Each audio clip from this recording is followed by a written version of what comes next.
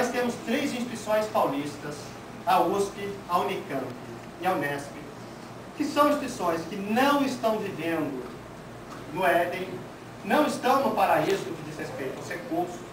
Muitos de vocês devem ter acompanhado a greve dos estudantes, a ocupação da USP.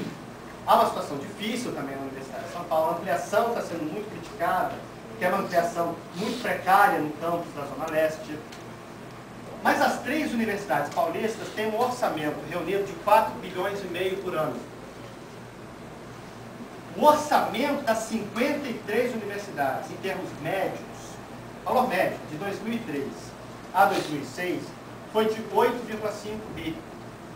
Então veja que 3 universidades têm mais do que o dobro do orçamento do que 53 universidades federais.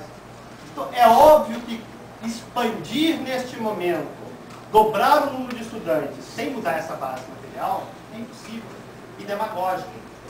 Nós não devemos temer fazer a crítica que uma expansão no patamar de financiamento hoje é uma expansão, como diria o poeta Manuel de Barros, para menos. Às vezes as coisas crescem para menos. Hoje seria uma expansão para menos, que teria que ser um curso à distância, em vez de professores substitutos e, sobretudo, mestrandos e doutorandos, ou seja, sem possibilidade de abrir novos concursos no futuro, porque se os mestrandos e doutorandos estão dando aula, por que nós vamos abrir vaga para professores efetivos?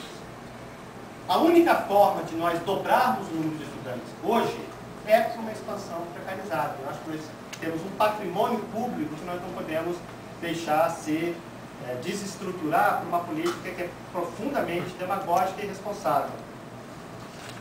A ordem de grandeza de recursos está no orçamento, portanto, não é o que está prometido, não é o que está dito, no orçamento de 2008.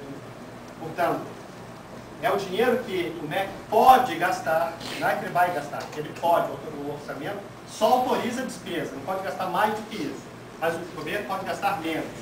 O orçamento para o Reúne em 2008 é de 450 milhões de reais. Isso dá uma média de 9 milhões por instituição. Para vocês terem uma ordem de grandeza do que é 9 milhões, a UFRJ deve de luz, água, telefone, 52 milhões. E serviço de limpeza. 52 milhões hoje é a nossa dívida. O decreto do Reúne, se vocês tiverem tempo e paciência de ler, vocês vão se divertir muitíssimo.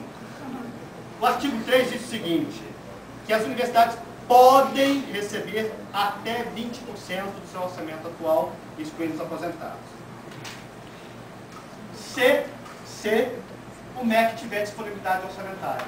Alguém já viu um decreto que diz que as universidades podem receber dinheiro se tiver dinheiro? Está escrito. Está escrito isso. O decreto parece que esqueceu que existe o PAC, o Programa de Aceleração do Crescimento, que diz que as verbas para custeio da União só podem crescer 1,5% ao ano.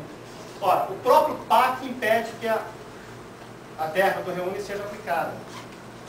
E insisto, mesmo que esses 20% fossem aplicados, isso daria uma verba mais ou menos de 1,7 bi, o que daria mais ou menos 23 milhões por instituição. Insisto, com 23 milhões por instituição, nós não vamos dobrar o número de estudantes, nós não vamos trazer as unidades da Praia Vermelha para cá, vamos precisar de instalações novas. Temos que saber o que se pensa do campus da Praia Vermelha. Vocês sabem que aquele terreno é mais caro do Rio de Janeiro, que ele vai do Canecão, que pertence ao FRJ, o Bingo, né, que fez uma ocupação da área do FRJ, aquela outra entidade, fica do lado ali, que eu não sei nem o que é exatamente, dali, do Canecão, até o Palácio da Praia Vermelha, o reitor disse que vai demolir tudo. Prédio de serviço social, da psicologia, da decania, biblioteca, vai passar a máquina ali. E vai fazer uma concessão, que ninguém sabe o que é. Vai ser o novo prédio do Rio Sul. Ninguém sabe o que é, não está claro. Agora é claro que isso é muito dinheiro. Então, nós temos que, inclusive, zelar pelo patrimônio público da universidade. Esse é um patrimônio que não pertence a esta reitoria, não pertence a mim, não pertence a vocês. Isso é um patrimônio da população brasileira, da sociedade brasileira. E nós não podemos fazer um uso circunstancial de um patrimônio que é tão importante para a nossa universidade. Finalmente, uma preocupação do significado do reúne para a vida institucional do FRJ. Todo o debate sobre fim de departamento, organização de ciclo, tudo isso é legítimo. A universidade tem que se repensar de tempos em tempos, tem que fazer balanço, tem que saber se os departamentos expressam a vida acadêmica real, se não expressam. Tem um pleno acordo que nós temos que discutir isso. Agora, não dá para fazer essa discussão numa audiência pública. São questões muito importantes, muito sérias. Uma audiência pública é o quê? O reitor senta na cadeirinha, todos nós falamos, levantamos as nossas críticas, preocupações, apoios. O reitor levanta e vai embora. Quem decide? Qual é a síntese feita? Qual é o encaminhamento consensual ou os dissensos? Não está claro. A audiência pública não permite um método democrático. Então, se nós queremos mudar profundamente o FRJ, nós temos que abrir o debate sobre uma estatuinte para um congresso universitário, como várias universidades fizeram. Se nós queremos pensar um governo compartilhado da universidade, nós temos que mudar o estatuto.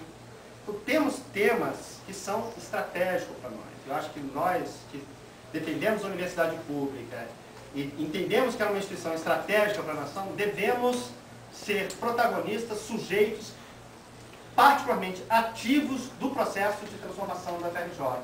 Mas a transformação não pode ser uma transformação que desmonte o que nós conseguimos conquistar com muito trabalho, com muitos anos de esforço e, sobretudo, que naturalize que camadas populares terão educação minimalista. Os outros setores podem ter suas próprias escolas. Eu não tenho dúvida que hoje a alta classe dominante já não está na universidade pública. A alta classe dominante está formando seus filhos fora do país. Então, na verdade, isso institucionaliza um apartheid educacional, que já está nas privadas e agora chegaria às públicas. Ou seja, as públicas e as privadas passariam a se equiparar no sentido de uma formação escolar de baixa qualidade. Por isso que eu acho que temos tanta coisa em jogo nesse momento, né? E esse debate é importante para a gente poder aprofundar um pouco a nossa reflexão.